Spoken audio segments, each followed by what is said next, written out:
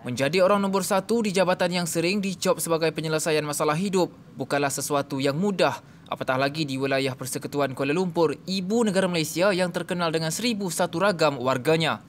Pun begitu, Pengarah Jabatan Kebajikan Masyarakat Wilayah Persekutuan Kuala Lumpur, JKM-WPKL, yang memulakan tugas 1 April lalu mempunyai fokus khusus untuk menjadikan warga kota dapat hidup selesa dengan pelbagai fungsi sosial sebagai sebuah agensi kerajaan.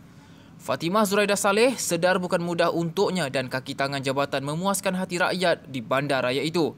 Pelbagai sudut pandangan dan iltizamnya dikongsikan bersama wartawan Yusmizal Dolah Aling untuk Cafe Ahad minggu ini.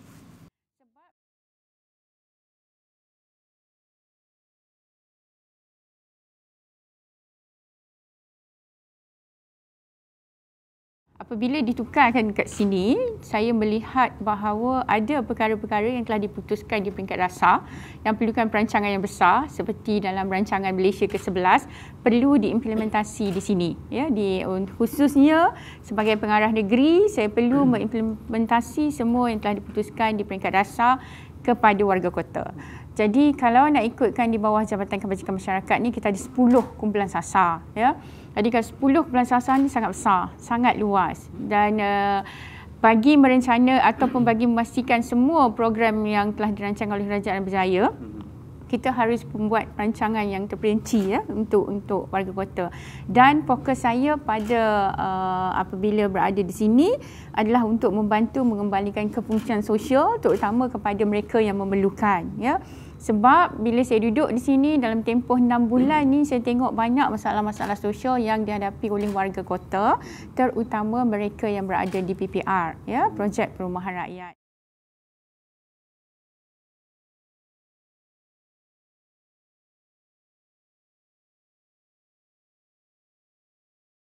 Salah satu cabaran yang dihadapi oleh pegawai-pegawai saya untuk menangani kes-kes yang saya sebutkan tadi adalah dari segi kita, kalau saya nyatakan sini ialah dari segi bilangan kekuatan anggota saya untuk menangani isu-isu di ibu kota ini. Kadang-kadang ada perkara-perkara ataupun isu tu yang mungkin agak terlewat untuk kita tangani sebab pegawai-pegawai saya perlu melunaskan tugas-tugas lain ya, yang lebih diberikan keutamaan.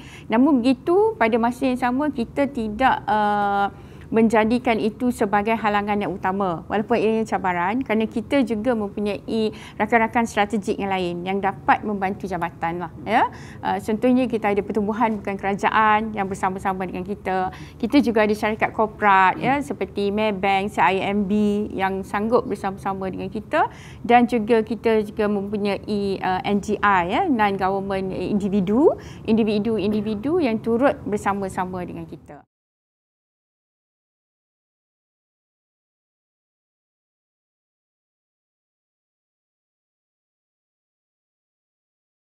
Pada tahun depan ya, kita ada satu program yang dikenali sebagai program Kawan ya.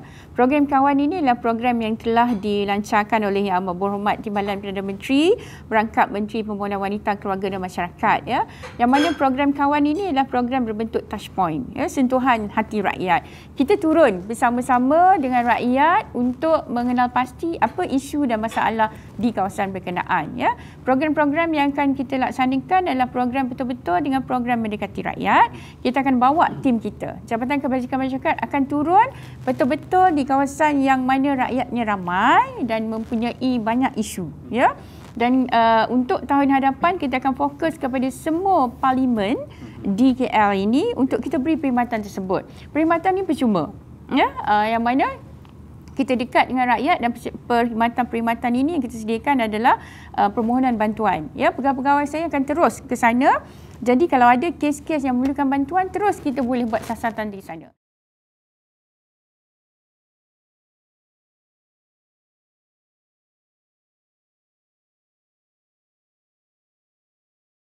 Ya, kes-kes kalau kita tengok hari-hari pun, setiap hari kita terima laporan, memang banyak isu berkaitan dengan jurnal, isu salah laku, isu dari segi vandalism dan pelbagai lagi, curi motor, terlibat dengan harta benda, dadah dan sebagainya adalah kes-kes daripada PPR. So kita akan adakan advokasi bersepadu bersama dengan agensi-agensi yang kita kenal pasti untuk kita atasi masalah ini, ya. Dan kita harap sangat komuniti bersama-sama dengan kita dan juga NGO, Badan Pertubuhan Bukan Kerajaan yang fokus kepada kebajikan ini untuk bersama dengan JKM dalam mengatasi masalah ini. Tempoh 6 bulan saya berada di JKM KL ni sebenarnya banyak kes yang saya lalui, tapi ada satu kes yang menyentuh hati saya. Sebenarnya ada 2 kes, ya. Apabila pertama apabila saya terlibat dengan operasi bantras aktiviti haram di satu flat, I mention lah flat beringin, ya. Apabila saya berhadapan dengan satu keluarga yang mana ibu dan ayahnya adalah penagih dadah dan anak-anaknya hidup terbias ramai 5 orang dan berada dalam rumah yang dipenuhi dengan kain buruk dan lusuh. So saya perlu selamatkan 5 orang anak tu yang masih kecil. Dan anak-anak itu mempunyai masalah tidak bersekolah, ya, dan juga tidak mempunyai pendaftaran kelahiran, ya, dan ada kes juga yang tidak mempunyai zat makanan yang cukup sebab ayah dan ibunya adalah kedua-duanya. Dan satu lagi kisah yang menyentuh hati saya apabila semasa dalam perjalanan ke mesyuarat, saya menerima panggilan ada kes yang anak-anak bergelandangan di tepi jalan masih lagi tidur. Dan apabila saya menghampiri lokasi tersebut, saya melihat ada anak gadis sedang tidur bersama seorang bayi yang kecil. Tidur berlantaikan simen, berbumbungkan langit. Dan bila saya jengah di sebelahnya, bila melihat ada sebuah kereta lagi yang pintunya terbuka, saya melihat ada 5 orang anak-anak lelaki tidur bergelandangan di dalam kereta tersebut, ya. Jadi bila kita kejutkan anak-anak itu dan bertanya cerita yang sebenarnya, so mereka memaklumkan bahawa ini adalah sebahagian daripada adik-beradik mereka dan ada lagi 6 orang di kampung. So bila mereka menceritakan dan bila saya mendapati bahawa anak-anak itu 2 orang adalah OKU, ya, dan seorang anak perempuan 12 tahun dan ada lagi yang berusia 5 tahun, 6 tahun dan juga 8 bulan. Jadi bila saya tanya mak ke mana, ayah ke mana, katanya adalah untuk menguruskan harta-harta yang disita oleh pihak berkuasa kerana berniaga tanpa premis, ya.